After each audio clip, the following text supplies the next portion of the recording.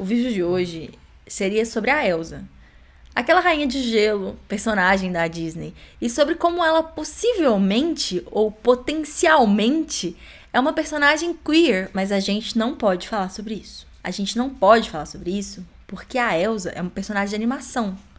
E falar sobre a Elsa, potencialmente, poderia atrair um público infantil para esse vídeo. É que agora, qualquer vídeo que possa atrair a atenção de crianças está suscetível a ser submetido às novas diretrizes do YouTube, que envolvem, inclusive, uma multa que a gente não poderia pagar. Olá, é bom te ver por aqui. No Mimimídias dessa semana nós não vamos falar sobre Frozen, nós vamos falar sobre o COPPA, o Children's Online Privacy Protection Act, o ato de proteção à privacidade online das crianças, que é uma lei norte-americana, estadunidense, mas que ela entra em vigor para qualquer vídeo que for assistido no YouTube. Mas e a Elsa? E a Frozen? Não é clickbait, tem tudo a ver com o assunto. Frozen é um filme lindinho demais e eu até posso, talvez, ter batizado um carro de Frozen por causa desse filme. A Elsa é tão gracinha, o filme é tão fofinho que deixou completamente obcecadas desde criancinhas bem pequenininhas até ministras do governo brasileiro. Aguenta aí que eu já vou chegar lá pra falar de por que é que a Elsa é importante pra gente falar desse assunto. Mas antes, o COPPA. Embora você talvez nunca tenha ouvido falar, e eu até umas semanas atrás também nunca tinha ouvido falar, o COPPA é uma lei dos anos 2000. Ele não é nenhuma novidade. O que é novidade é que em setembro de 2019, o YouTube foi multado por não seguir o COPPA. E a multa foi de 170 milhões de dólares. Essa lei, basicamente, ela diz respeito ao uso de internet de crianças. E nos Estados Unidos, eles consideram crianças pessoas de até 13 anos. O YouTube estava violando o direito das crianças à privacidade online porque ele estava coletando dados de visualização e o histórico de visualização de vídeo dessas crianças e, com isso, fazendo anúncios de publicidade que são direcionados. E isso é proibido. Essa multa gigantesca inspirou o YouTube a fazer algumas mudanças. Então, a partir de agora, é a responsabilidade de todos os criadores da plataforma marcarem se os seus vídeos e o seu canal produz ou não produz conteúdo infantil. E além disso, o YouTube vai usar também de Machine Learning para descobrir se os vídeos que não foram marcados pelos criadores como vídeos de conteúdo infantil têm ou não têm um assunto que é de interesse a crianças. É parecido, por exemplo, com o que o YouTube faz para descobrir se um vídeo é muito violento, se trata de assuntos polêmicos, se tem nudez, ou até mesmo se tem algum material como copyright, por exemplo. Ok, tudo sobre o COPPA parece bem intencionado, né? Inclusive, eu já até comentei num vídeo anterior aqui do canal que a minha opinião pessoal é que todos os anúncios direcionados deveriam ser proibidos. Tanto para preservar a nossa privacidade, a privacidade online de todos nós, quanto para preservar as nossas frágeis democracias. O fim de anúncios direcionados na internet seria um baque enorme para esses mercados? Eu não tenho dúvida, com certeza seria. Mas o mercado, sinceramente, que se vire. A saúde do mercado, na minha opinião, é um problema bem menor do que a gente ter nossa privacidade online completamente negada e nós vivemos num estado de constante vigilância. Mas isso é um assunto para outro vídeo. O fato é que eu sou a favor da proibição de anúncios direcionados para crianças e só um gênio do crime, ou até pior, um publicitário, poderia ser contra uma coisa dessas. Mas o problema que a gente está discutindo aqui é outro. O problema que a gente está discutindo é o critério que essa incrível plataforma de vídeos, que é o YouTube, e eu digo incrível sem nenhum sarcasmo, elegeu para separar o que é conteúdo infantil do que é conteúdo para adultos ou adolescentes. Segundo as novas diretrizes do YouTube, são os criadores os responsáveis de dizer para a plataforma se o conteúdo é ou não é para o público infantil. E se o criador não marcar que o vídeo é para criança, mas mesmo assim for considerado que esse vídeo é para o público infantil, o criador pode ser multado em até 40 mil dólares por vídeo. Quem vai cobrar essa multa é a FTC, a Comissão Federal de Comércio dos Estados Unidos. E diferente dessa plataforma, nem todo criador de conteúdo pro YouTube é milionário. Você acredita em mim quando eu te digo que eu não faço a menor ideia de como o Mimimídias, por exemplo, pagaria uma multa dessas. Fato é que o bicho pegou para quem é criador de vídeo que é considerado conteúdo infantil, e as punições, elas de fato, elas vão bem além da já temida e tão falada desmonetização.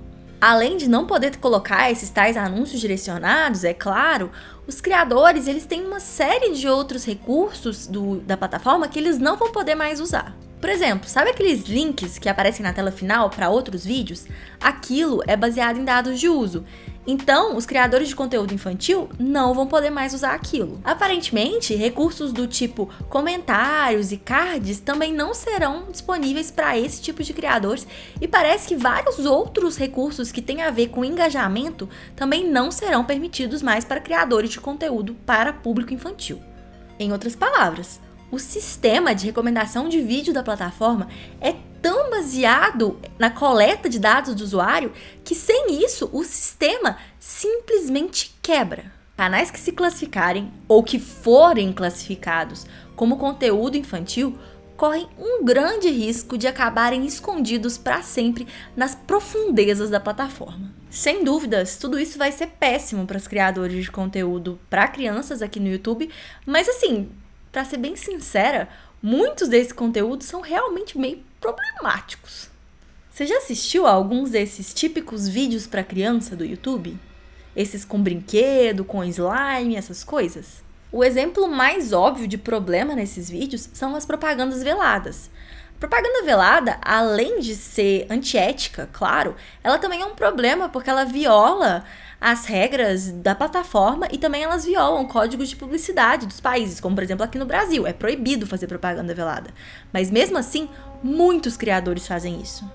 E se um adulto pode ser sugestionado por uma propaganda feita por um criador, imagina só o que é que uma propaganda velada não faz com a cabeça de uma criança.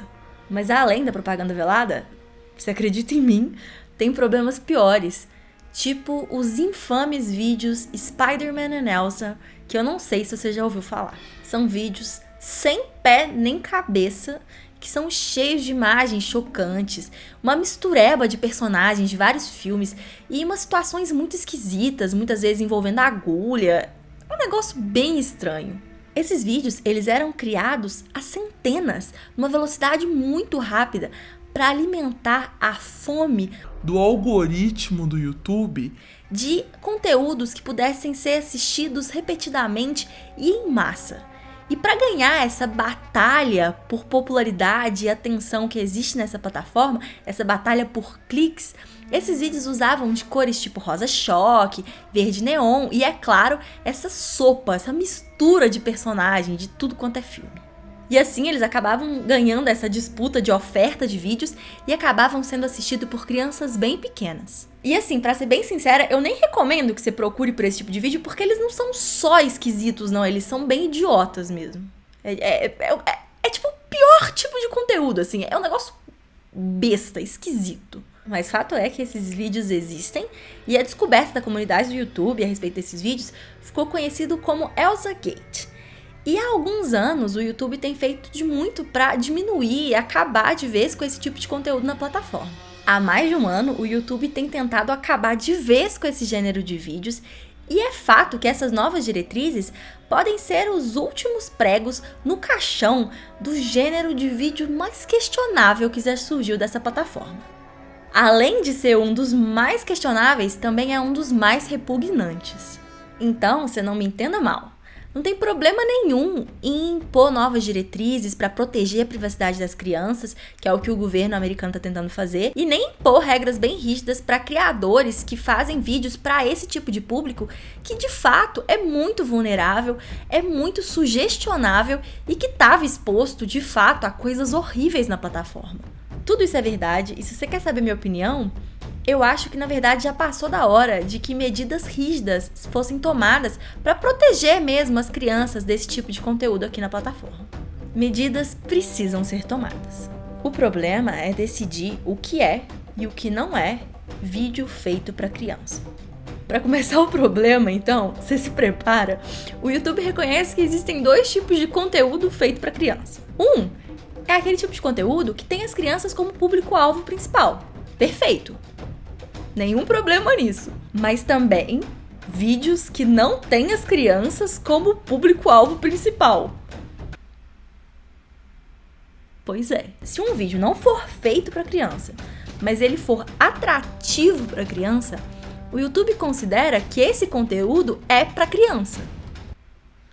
Não é complicado isso? Agora você pode perguntar, por exemplo, gente, mas o YouTube, os criadores não sabem se quem tá assistindo o vídeo é ou não é criança? Não existe aí esses dados que mostram a audiência de cada vídeo, de cada canal, fala a idade do público e tudo mais? Não. Não se a pessoa tiver menos de 13 anos. Porque pessoas com menos de 13 anos, elas não podem ter conta no YouTube. Se existe uma pessoa com menos de 13 anos assistindo ao YouTube, ela necessariamente está usando uma conta que não é com a data correta de nascimento dela. Percebe que confusão? O YouTube mesmo informa para os criadores nas diretrizes que os dados que o próprio YouTube oferece não podem ser usados para decidir qual é a idade daquele público. Não importa se lá está escrito que o público tem mais de 13 anos. Pode ser que o público não tenha mais de 13 anos porque, enfim, faz sentido? Eu sei lá, é só esquisito. Completamente sem pé nem cabeça. É tipo assim, não, eu sei, beleza, eu te falo aí a idade da galera.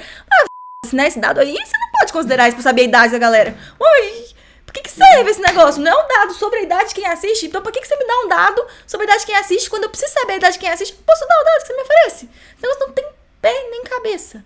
O que o YouTube sugere, então, já que os dados deles não podem ser confiados, é que o que a gente tem que usar são as diretrizes do FTC, que é a tal Federação de Comércio, blá blá blá, dos Estados Unidos. Então então vamos olhar quais fatores são esses que a gente precisa levar em consideração para decidir se um vídeo é ou não um vídeo para criança. Tá certo. Aí lá, dentro de várias diretrizes, tem o seguinte: o vídeo é conteúdo para crianças se o vídeo mostra personagens, celebridades ou brinquedos infantis, incluindo aqueles que aparecem em filmes e desenhos animados. E aí, qual que é o problema? Qual que é o problema é que se o vídeo, tipo esse aqui, por exemplo, que eu tô falando com você, que obviamente não é um vídeo feito pro público infantil, mas como a Elsa aparece aqui, então esse vídeo, mesmo que eu marque que ele não é pro público infantil, o robô pode resolver que só por ter um personagem de animação, ele é um vídeo pro público infantil. Só porque entre vários assuntos, a gente fala também da Elsa, que é um personagem de desenho animado, de brinquedo e tudo mais. Sabe mais o que essas diretrizes falam? Essas diretrizes falam que um vídeo é conteúdo para crianças se a linguagem é adequada para crianças. Você tem acompanhado as mudanças que têm acontecido aqui nessa plataforma? Porque se você tem, você com certeza acha isso tão esquisito quanto eu acho. É que de uns anos pra cá, o conteúdo da plataforma mudou radicalmente. O YouTube treinou seus criadores para adotar uma linguagem que ficou conhecida como uma linguagem family friendly. Uma linguagem, por exemplo, que não usa palavrão. E o uso desse tipo de linguagem family friendly, ele visava justamente que os anúncios dos vídeos não fossem retirados. E aí agora vem com essa, que linguagem adequada para crianças também não pode ser monetizado. Tá, então também não pode? E aí é pra fazer o quê? Eu tô bem confiante, na real, assim, pra ser bem sincera com você, que o tipo de conteúdo que a gente faz no YouTube não é exatamente atrativo pra pessoas com menos de 13 anos. E, aliás, se os dados do YouTube pudessem ser confiados, o nosso público que tem menos de 18 anos é de menos de 5%. Mas então, não importa que eu, com toda a minha confiança, marque que esse vídeo não é vídeo para criança. Porque pode vir a maquinazinha, o robozinho do YouTube, ver a Elsa na miniatura e considerar que sim, que esse vídeo aqui é atrativo para criança. Eu queria muito fazer um vídeo e conversar aqui sobre um artigo muito legal que eu li recentemente que fala sobre Frozen 2 e a Elsa e sobre por que essa personagem pode ser entendida como uma personagem queer e por que a Disney não quer que a gente entenda ela assim. Mas eu não posso falar sobre isso. Esse artigo legal também, ele me deu muita vontade de discutir queer coding e queer baiting nos filmes da Disney. Não só com a Elsa, mas também dizendo sobre a Úrsula e o LeFou. Mas eu não posso mais falar sobre isso. O que eu queria fazer aqui, que é pegar um personagem infantil e discutir um assunto que é adulto, um assunto que diz respeito à sociedade em geral, não é exceção, longe disso. Existem muitos vídeos por aqui na plataforma que usam de personagens infantis para gerar discussões que elas vão além das discussões que são interessantes e atrativas para esse público infantil. E assim, de cabeça agora, eu consigo pensar num vídeo do Isaac Ness que usa da Peppa Pig para falar de segregação social e de um vídeo do Meteoro Brasil que usa de Rei Leão para falar da filosofia Ubuntu. Sabe por que isso acontece? Porque animações, elas não se limitam a assuntos que são considerados tradicionalmente como assuntos infantis. A animação é a mídia. E a mídia é o que nós fazemos dela. Eu espero que esse vídeo sirva para esclarecer para você uma das grandes polêmicas sobre essa plataforma de vídeos que você usa, que é o YouTube. É por causa de coisas como essas que o nosso projeto não pode depender do YouTube para que os nossos vídeos sejam rentáveis. A gente nunca sabe se os nossos vídeos vão poder ou não vão poder ter anúncio. E mesmo quando eles podem, o dinheirinho que gera é meio que insignificante para um canal do tamanho do nosso. Então, se você quer que continue tendo Mimimídias amanhã e depois de amanhã e que o nosso projeto não tenha data para acabar, considere assinar o nosso canal em catarse.e/mimimídias. Até a próxima. Falei catarse.e.